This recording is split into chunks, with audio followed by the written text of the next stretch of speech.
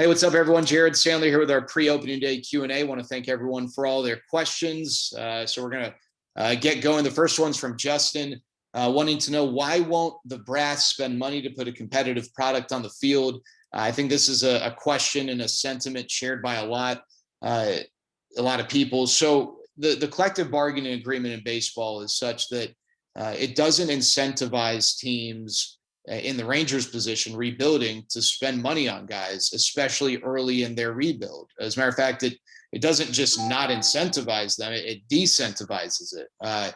Because here's the deal. You got 6 years, 6 to 7 years, essentially, from the time you come up to reach free agency. Not everyone makes their debut and sticks as a big leaguer at 20, 21, 22, 23 years old. Most guys, it's 24, 25, even later. So a lot of free agents are 30, 31, 32 when they reach free agency. For instance, Trevor Story is going to be 30 when he reaches free agency. And this is a really good player, a first-round pick, a guy that moved, relatively quickly.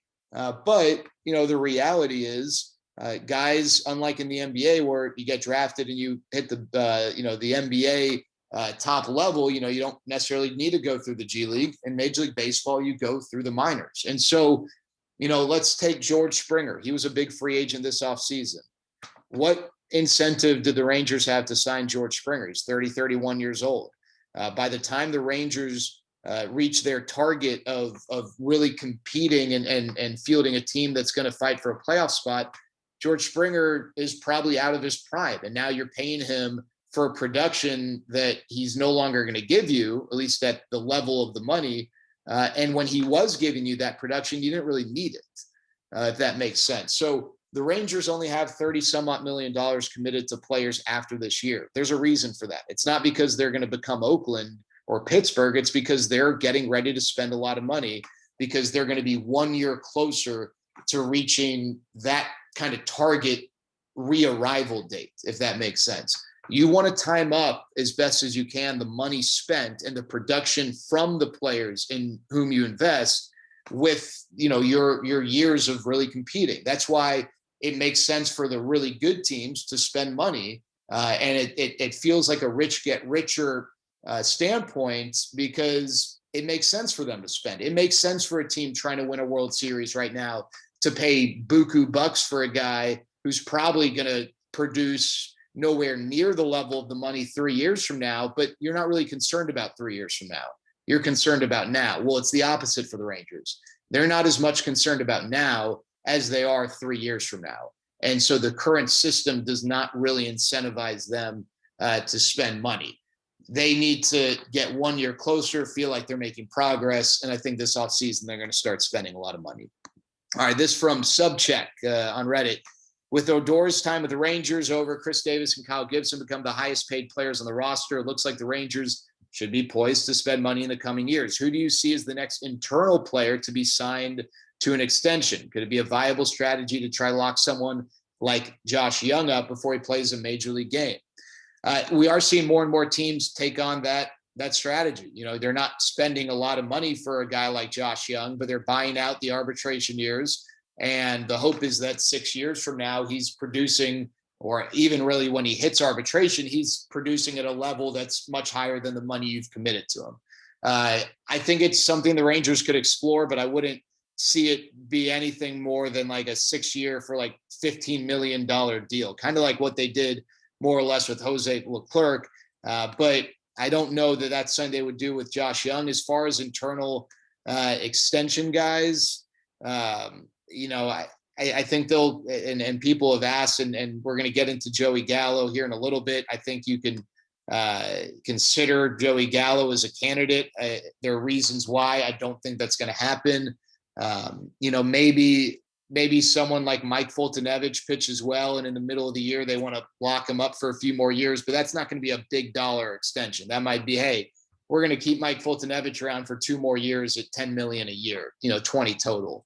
Other than that, position player wise, I don't really see anyone who is in that kind of target time frame where an extension is needed.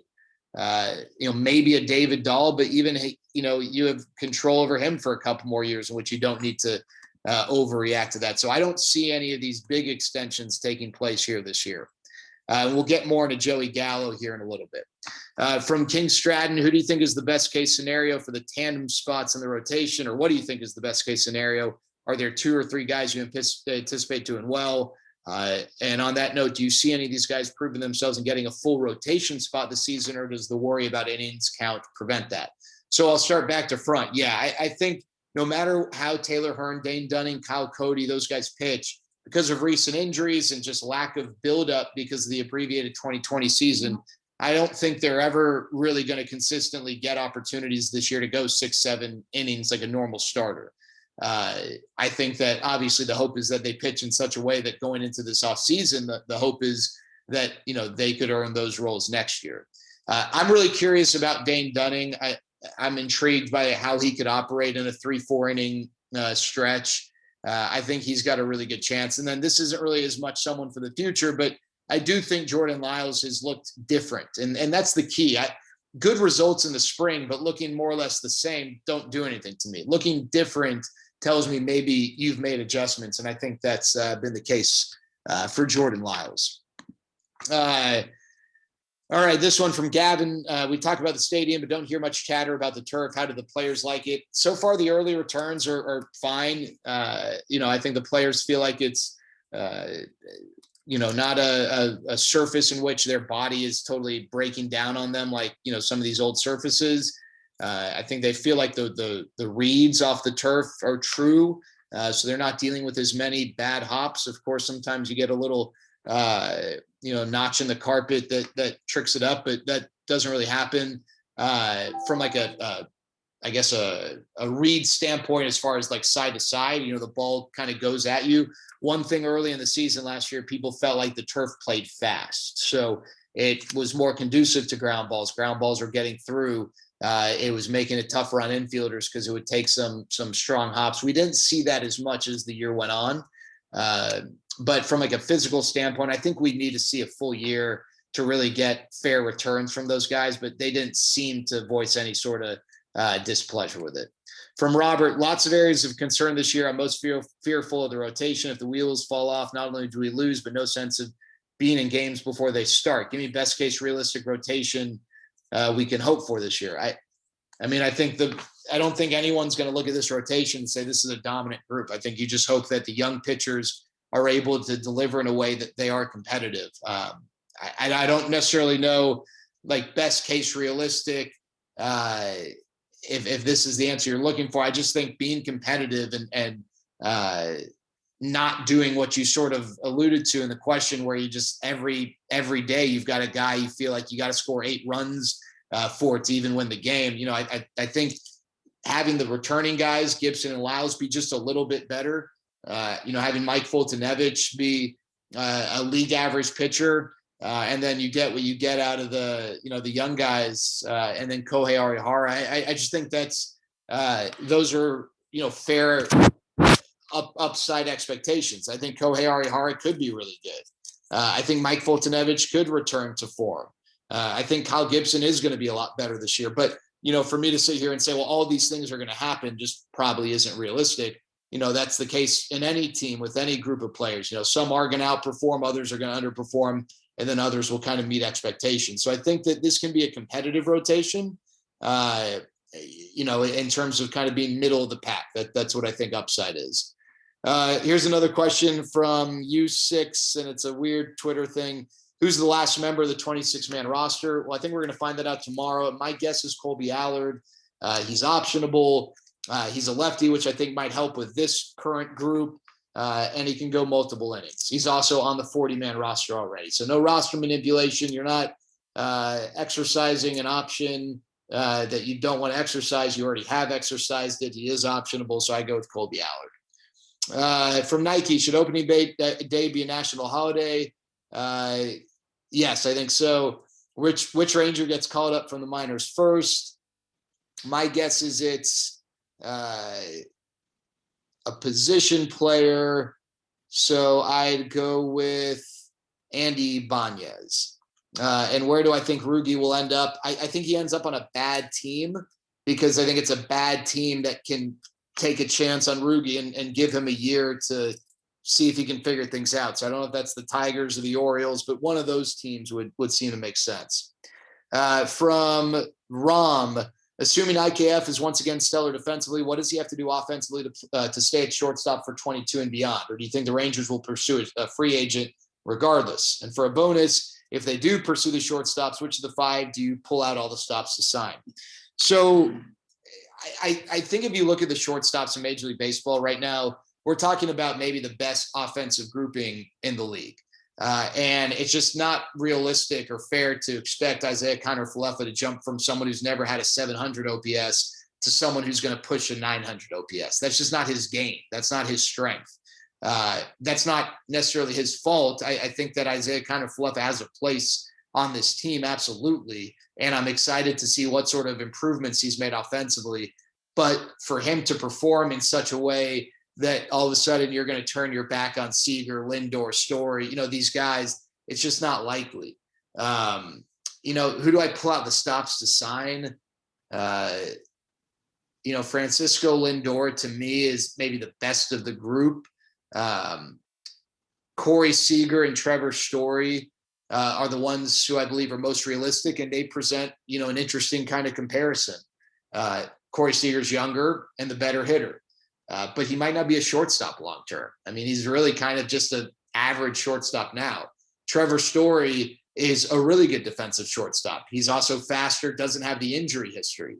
But how much has Coors Field inflated his offense? I don't know. I mean, you can look at the home road splits, but a lot of guys have, better home versus road splits. What would he do in a full season with the Rangers?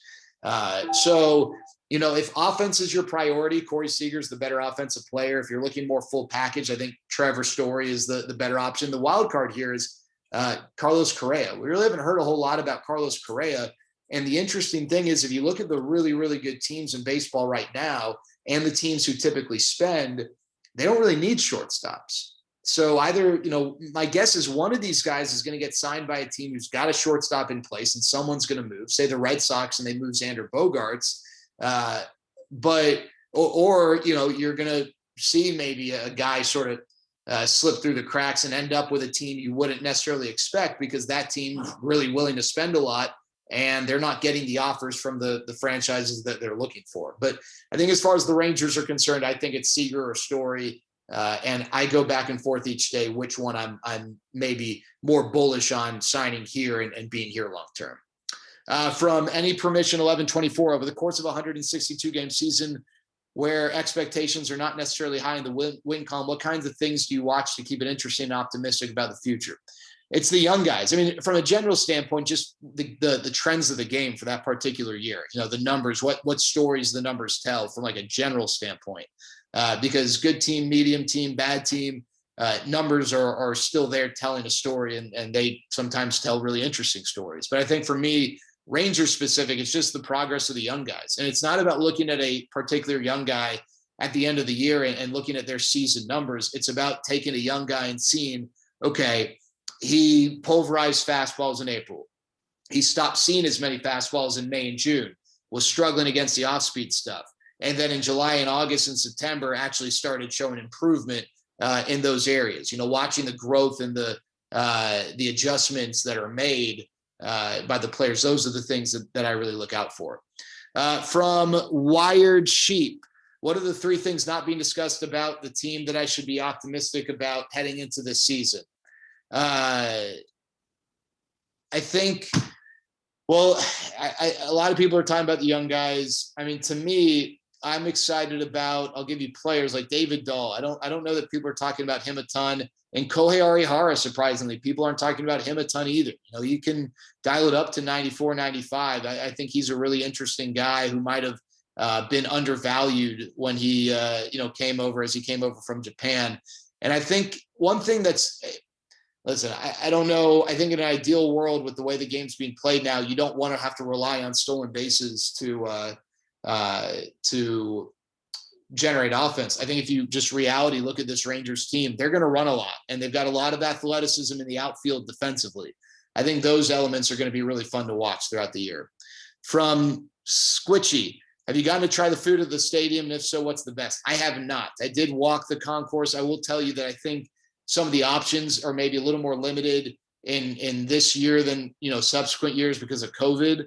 But I think, let's see there. I know there's Pluckers out there. There's Golden Chick, for some restaurant concessions. They've got Truly. They've got like a Truly bar and lounge, which is awesome. Love Truly. And, I think they've got, all sorts of different, I think the boomsticks back, but I have not been able to try any of it. All right. From Insanity, do you think the Rangers are going to have an injury problem? I've noticed a lot of those who we would like to start are injured. I don't pay attention to other teams. So is everyone having the same issues? Yeah, I think this is kind of a misconception. I think the numbers sort of show the Rangers are in the middle of the pack with this. But here's the difference is like, if you follow the Rangers, when AA Steve or AAA Joe gets hurt for a significant amount of time because, it's going to be out there on Twitter, but you don't necessarily know the same things for the Marlins or the Orioles or the Pirates. So it just seems like you consume a much greater volume of injuries for the Rangers than other teams.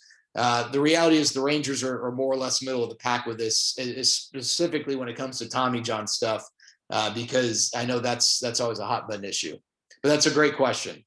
From Azai, I've heard many say the Rangers farm system is thin on talent. What does the Rangers scouting department have for a plan of action to fix this? How much effort do the Ranger scouts take in looking for talent in the Caribbean, Japan, and South America? So the Rangers actually are regarded as a relatively deep farm system, but one without like a star, right?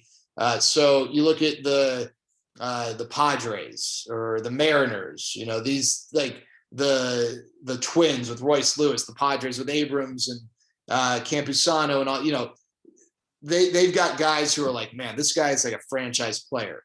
The Rangers actually have like a depth of talent, but I think in industry wide, there's a sentiment that maybe they don't have that one franchise player.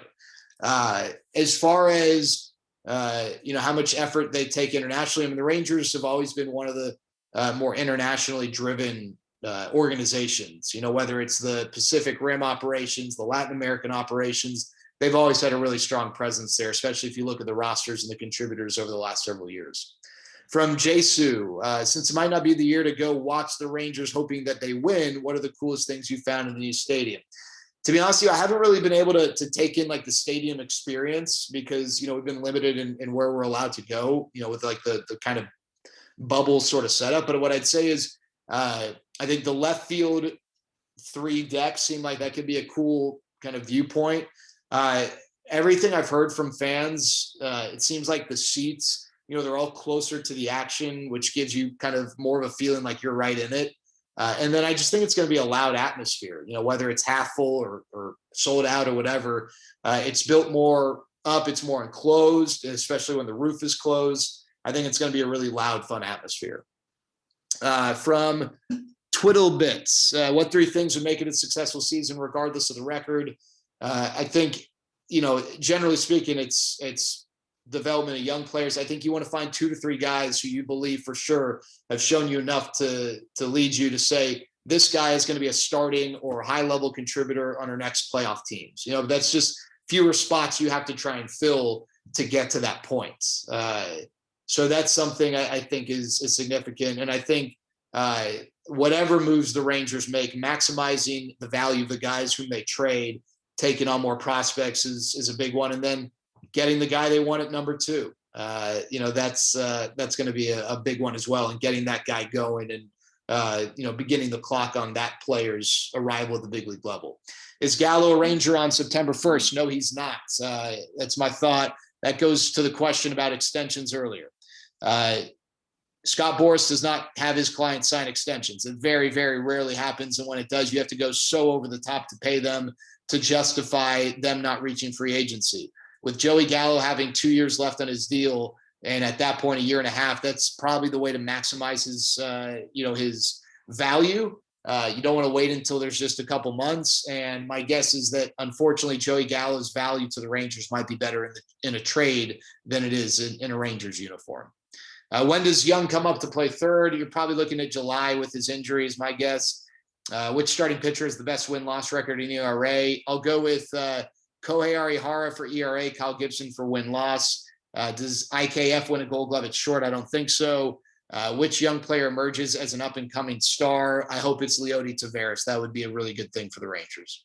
I've known it all. What realistic expectations do you have for the season from the team, the players, and the coaching staff to compete? I don't really know the best way to answer that. Like from a coaching staff standpoint, I do think that they're going to be experimental, not like totally wacky scientist, way, but I think they're going to use this year to try and implement certain strategies that and to see whether or not they work.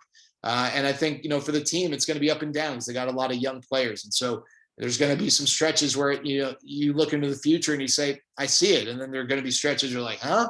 That's just kind of natural for a young team. From Edgar, how are the Rangers not going for the #1 pick for next year's draft? Well, I don't know what leads you to believe that they're not in a position to earn that. They will likely be in the conversation. And the other thing is, the dynamic of that in baseball compared to other sports is much different because in the NFL, you get the #1 pick. He's playing for you week 1 of that next season. In the NBA, you get the #1 pick. That guy's likely a starting player for you that next season. Let's say the Rangers were to draft Jordan Lawler, the high school kid from Jesuit, the shortstop. He's probably not a Ranger on an everyday basis until 2025. So that's why a lot of teams don't operate in that fashion. Lance, how should the Rangers measure success this year? I think it's just the growth and development of young players and what I said earlier, finding guys who are going to be a part of the future. Brew Boy, will they be above 500 in the end? My guess is no. I don't think that's really the emphasis this year or goal that they've necessarily set.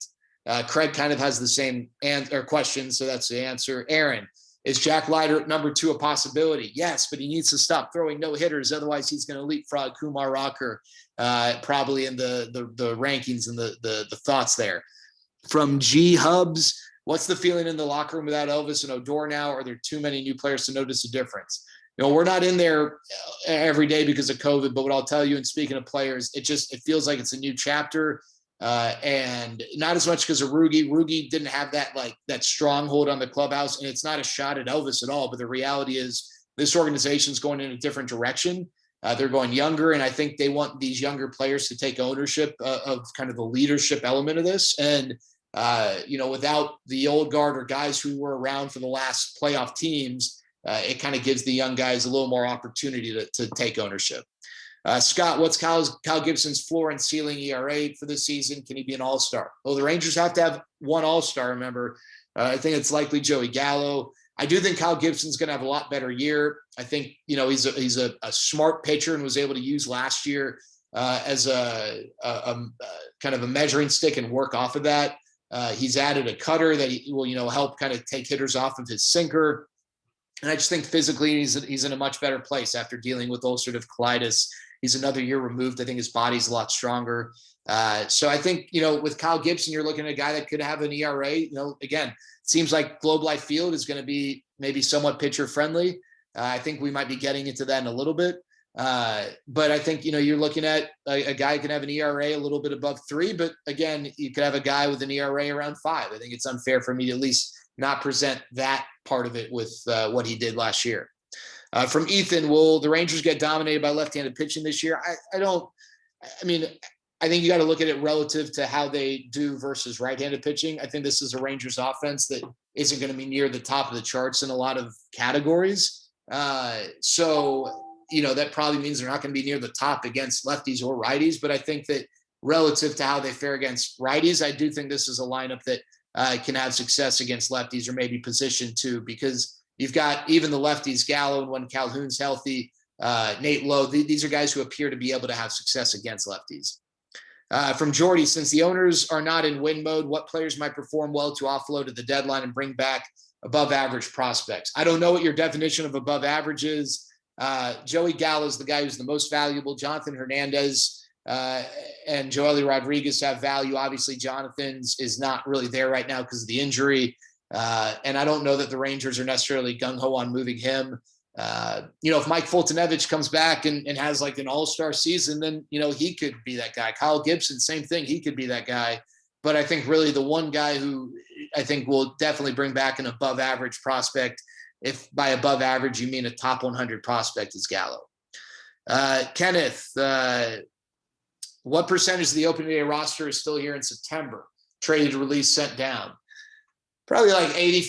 Well, okay. So if you don't include injuries, right? Because that's going to be a part of it, and whatnot. I don't know, 75%. You're going to have guys traded. You're going to have a couple maybe released, sent down. I don't think that it's going to be. I think you're going to see throughout the year a lot of guys coming and going. So I guess maybe the better way for me to answer this is you're going to see a lot of different players in a Rangers uniform this year. Whether they come up for a week and go back down and then come up, you're going to see probably a few guys who have 5 or 6 different stints with the Rangers this year between being with the big league club and AAA. I think you're going to see a lot of that, especially on the mound.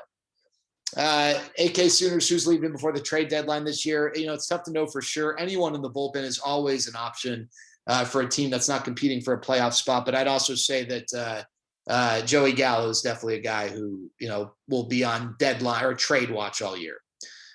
So here's the question from JM Texas PR. Why would the Rangers trade Gallo rather than build around him? I answered, he asked about the owners not spending money. I answered that at the beginning. Again, with Gallo, he's likely not going to sign an extension, not because he doesn't want to be here, but because his agent's track record is such that extensions just don't happen. Scott Boras clients don't sign extensions before they've hit free agency for the first time. So now you run the risk of letting him hit free agency and him not coming back, when also, by the way, you could trade him, and if you want him and if he wants to be here, you bring him back in free agency anyway. And the best way to maximize his value for the organization is to likely trade him. The Rangers, I think, would love to sign him to an extension. I don't get the sense that is going to be the case, though.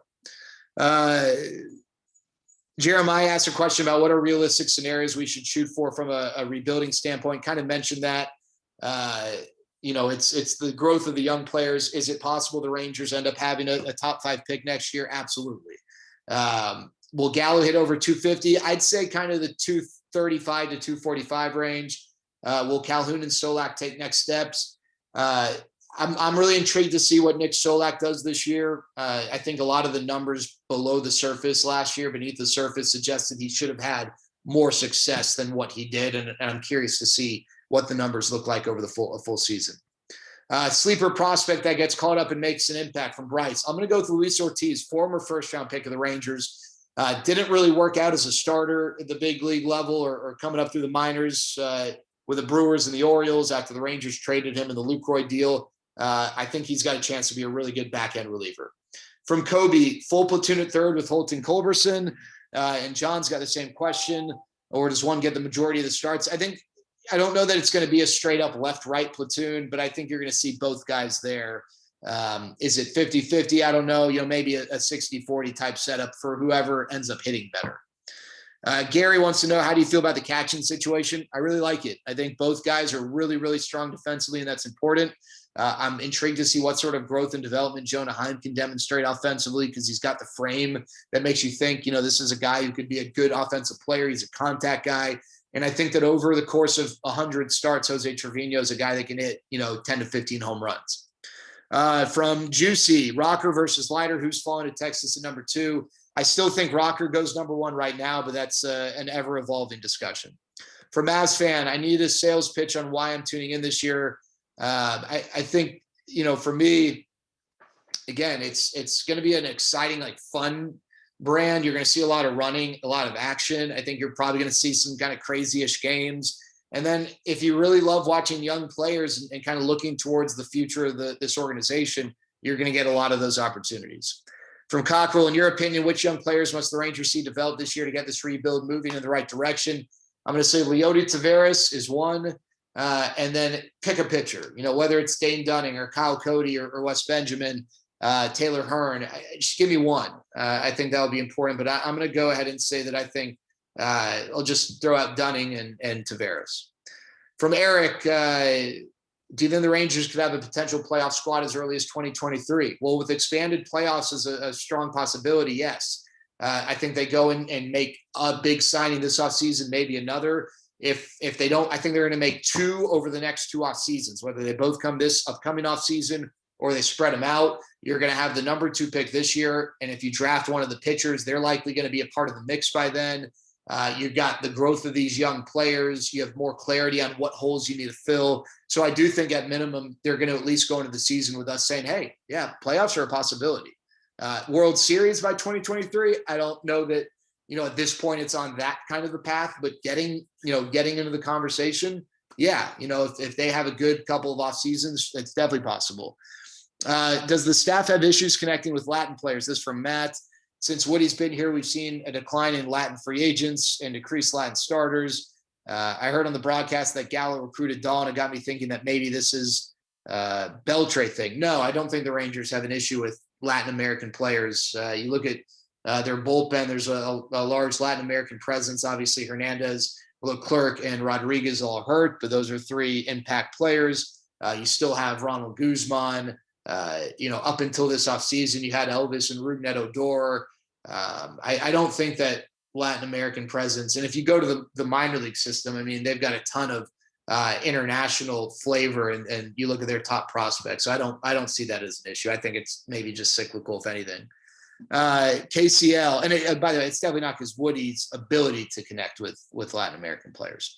KCL, I think a cornerstone pitcher is the same as finding your number 1 quarterback. If they can find one in this year's draft, it could speed up the process. If they don't, I could see this being a 5-year process. Your thoughts? I mean, listen, an ace of a staff is huge. Does it have the same sort of impact as a quarterback? Probably not apples to apples, but an ace of the staff is huge. And if you believe that you got one in Rocker or Leiter, then you got to take it. Now, how much does it expedite the process? I don't know, that it speeds it up by 2 years or a year, but it definitely does help get the process going, no doubt. From David, how concerning should it be that there's not a single person on this team that we can say will be a bona fide cornerstone for the franchise? Knee jerk is Gallo, but of course the trade rumors always seem to be there. Yeah, I mean, I think for any team rebuilding, you want to find those young guys you can build around. I think that's where the Rangers are kind of efforting towards. They're not there now. They know that. The hope is that they do find those guys. From Logan, do you think the Rangers will talk about adjusting the fences if this proves to be a deep park again? Yes, I think it can be a conversation if the numbers over the course of a full season are slanted in that way. From Adam, this is a young team. Who will emerge as a team leader? I think Jose Trevino is definitely a leader. Isaiah Kiner-Falefa is definitely a leader. Joey is kind of a good lieutenant. And I think Kyle Gibson has taken a lot of leadership, ownership in on the pitching side of things. From Razorback fan 214, who are the guys looking to as the team captain? So kind of that same answer right there kind of applies. From John UJ, how many games before Fulte is released? I actually think Mike Foltynewicz is going to be, a league average, if not better pitcher this year. So I think he's with the Rangers all year. Joe, of the opening day 26-man roster, who do you think will be the first person sent out not for an injury? Either the first long reliever utilized or Colby Allard is my guess if he makes the roster as a 26-man. And then from A. Salas, what are your realistic expectations for the Rangers? Kind of answered that with the previous questions, but to give a little bit of a different spin, I think you're going to see, hopefully at some point you're going to look at a team and in the lineup, you're going to see Trevino, Tavares, Dahl, Solak, Huff, maybe even Tejeda. You're going to see a large youth presence with this team. And then last question here from Brolympia. What are the 3 defining moments of the JD era in your eyes, transaction-wise? Definitely the Teixeira trade has got to be one. The Beltre signing has got to be another. The Cliff Lee trade has got to be another. Those are the first 3 that stand out. There you go. A lot of questions. If you've stuck with it from start to finish, I appreciate it. I hope everyone's having a great day and take care.